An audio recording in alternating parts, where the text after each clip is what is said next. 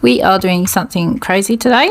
We are going to see if we can build a nail, a free edge in thin air. I'll be using the new non-stick hand gel, which is like basically a nail putty. So we ain't going to be using forms today. We ain't going to be using tips, nothing. We're literally just going to try and see how that works out.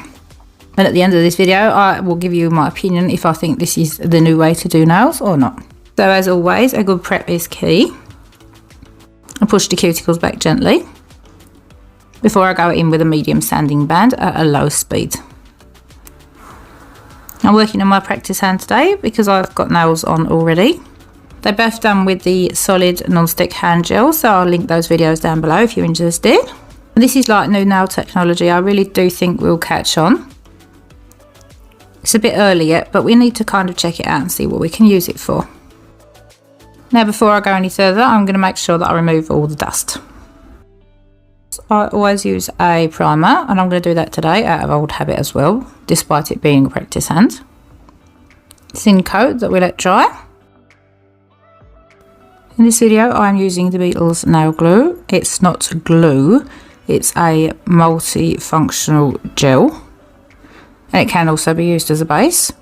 All the products here today are soak off. And unless your system says otherwise, I would use the base coat because that will prevent lifting and popping off. Thin coat, cap the edges, and then cure it all the way through. So just grab a small amount out of the pot. As you can see, I'm just rolling it between my fingers before I place it on the nail. But it's not in contact with my skin. That's why I'm wearing gloves, and I would strongly recommend that you do the same.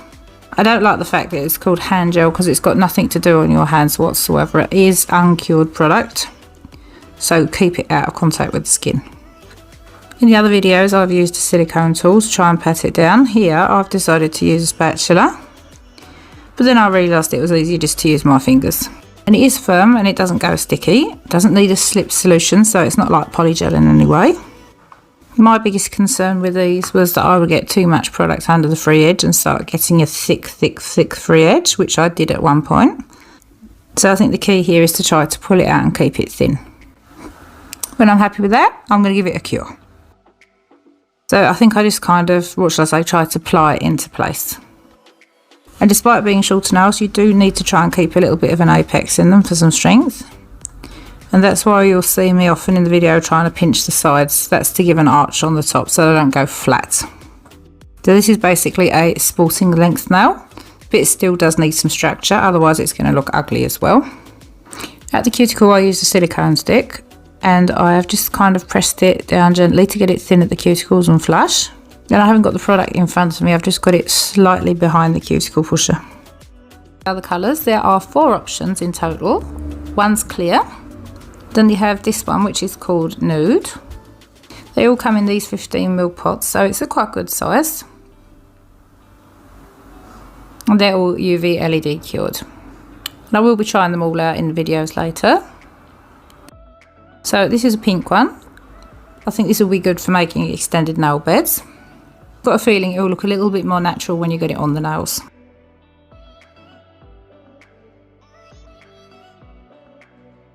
And then last but not least, we have got Milky White, and that's the one we are going to be using here today. Now this stuff is intended to be used with dual forms. That's basically a form where you can pat it down and put it directly on the nail, and then when you cure it, you'll have a finished nail. However, I tried them on forms, and I've also tried them with full cover tips, and they both worked well. So I don't see a problem with using it otherwise as well. Time-wise, I think it probably would have been quicker if I had created the nails with dual forms. So again, doing it like this didn't save me any time at all. I think it actually took a bit longer. And another thing, when you're moulding a nail like this, you've kind of got to know what you want the nail to look like. It still needs a structure, and it still needs to be aesthetically pleasing. If you're new, it can be a bit daunting to visualise how you want the finished product to be, and perhaps you'd be better off if you started off with something a bit easier. Another problem could be if you're not careful and you get it on the skin, you could develop an allergy. And that is something you could do with any nail product. So this is also something to be aware of. And in the salon setting, I'm not sure that this would come across as very professional. But for home use, it's fantastic. The great thing about this stuff is that it can be mixed with some glitter. So you can make your own custom colour. Now this is just holographic glitter that I'm throwing in one of these nail art dishes. And all I've done is kind of pressed it into the glitter so it picks it up. I haven't made it too dry though, because I want it to actually have a little bit of stick to it still. So there's not a great difference in consistency, to be quite honest, so it's still easy to work with. So just continuing as I was, pushing down at the cuticle, making sure that I get it into the side walls without getting it on the skin.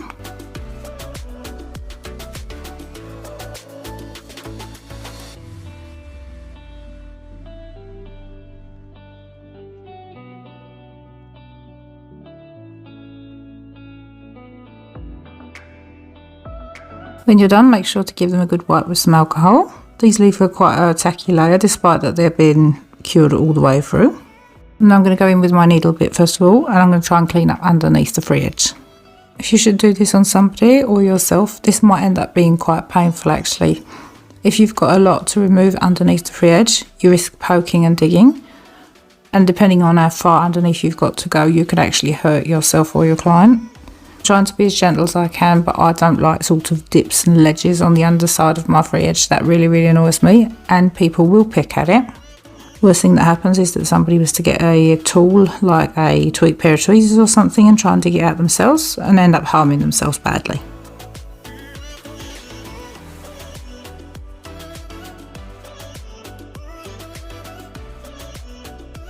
So before I go into removing any bulk, I'm just going to give these some straight side walls. It's not the easiest thing to do on a practice hand, but you can see I'm holding the file straight up, it's not at an angle. It's just so they come straight out and don't bend or go to one side. And surprisingly enough, these don't actually look as bad as I was expecting.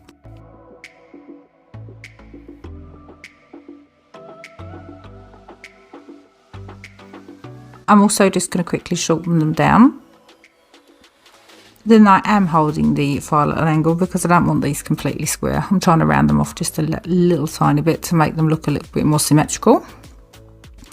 And that is one of the issues here. By doing it this way, I don't feel that the nails are uniform. I will admit I didn't spend masses of time on them and I could have probably been more thorough. But if the idea is to do a quick nail, this kind of defeats the object.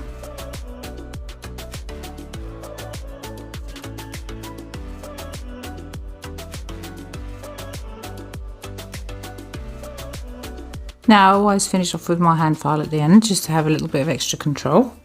It is an easy product to file, but it does cure very hard. It hasn't got a soft feel in any way, and they've all cured properly through despite being white. So I'm happy about that. Because we're going in with the powder, I'm going to use a non-wipe top coat, and that I'm going to fully cure it. By doing this, I'll be able to get an applicator. I'm just using one of these eyeshadow applicators and rub the powder in to give it a nice shine. When that's done, seal it properly with another coat of top coat. Just make sure to wipe your brush on some paper or something so that you don't contaminate the bottle. Or you could even keep one separate for chrome and powders. It did work. You can build an entire nail. Do I think it's the new way to build nails? No, I don't really. But it can be a good substitute for tips and forms if you've only got a very short nail or a small area that's broken, or even a nail biter. But to create a full length nail with it, not without tips or forms. So thank you so much for watching. Please like, subscribe and hit that notification bell so you don't miss anything. And until the next time, bye!